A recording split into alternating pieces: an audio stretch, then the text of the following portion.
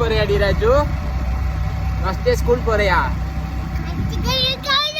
School போற ஒரே குஷியாடி ராஜு.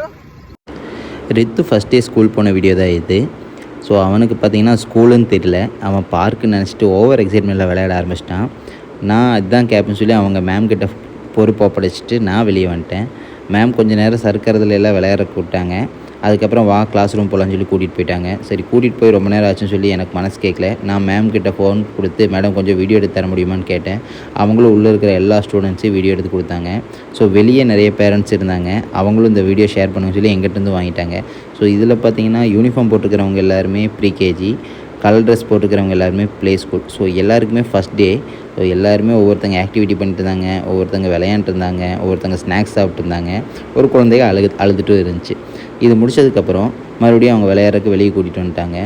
வெளியே வந்துட்டு ரித்து அந்த பொண்ணு கூட மணலில் விளையாட ஆரம்பிச்சிட்டான். ஃபஸ்ட்டு எடுத்து விளையாண்டு இருந்தான். கொஞ்சம் நேரத்துக்கு அப்புறம் அந்த மணலெல்லாம் எடுத்து வெளியே வீச ஆரம்பிச்சிட்டான். ஸோ மேடம் இது சரிப்பட்டு வராதுன்னு சொல்லி மறுபடியும் அவங்க உள்ளேயே கூப்பிட்டு போயிட்டாங்க. அதுக்கப்புறம் நானும் ரொம்ப நேரமாக வெயிட் பண்ணேன், யாருமே வெளியே வரல. ஸோ 9:30 12:30 வரை கிளாஸு. 12:30 ஆனதுக்கப்புறம் நானும் வெளியே வெயிட் பண்ணிட்டு இருந்தேன். அப்படியே உள்ளே போயிட்டேன். அவன் அழுகிற சத்தம் கேட்டுச்சு. அவனும் என்னை லைட்டாக பார்த்துட்டான்.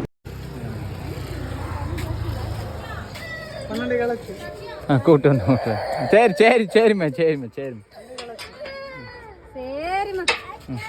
ஏமா வந்துட்டேன். சரிம்மா சரி சரி